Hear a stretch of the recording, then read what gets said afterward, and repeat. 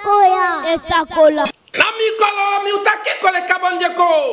bandeko ya compagnie PPC bazala kibongo na mwa mbilinga na ba endroit ba oyo ba pesa bango mabele kasi ya esengo bavandaki liboke basololaki babetaki nswaka pe mango babongisamaki na ndenge moko kitoko kasi tokotika bino bolanda ate ya territoire ya Songololo a expliquer biso atalisi biso lolenge nini mango masalema kala tope lolenge nini mango mabongisamaki. Merci de nous remercier communauté ya biso ya bapanzi sako et population ya Songololo balobi bomba mabe awa toza kosakola makambo elekaki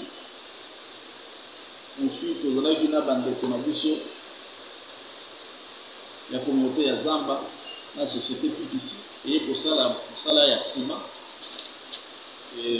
mikakatano ezalaki mpona kowela musolo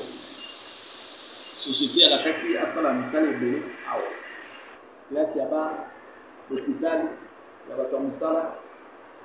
etila bango etiliki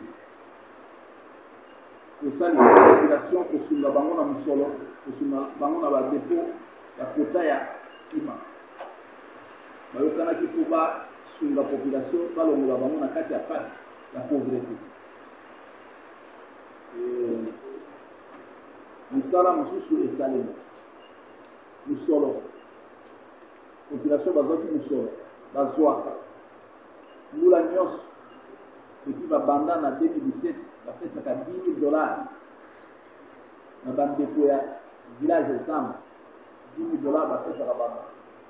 bon wana elingaki sikoyo esunga baluka eloko moko babanda kotourne bazwaka mbongo wana bapesa bango depo bapesa bango kota ya sima bateka na kimpese mpona kozwa bana na mosala tozwai na bastatistique bango bazwa misala ebele awa ezali baoriginaire ya village ya Zamba bazali so botali na sous-traitance po bazosala bamisala ya bacontrat ya bajournalier baza ebele po bazwa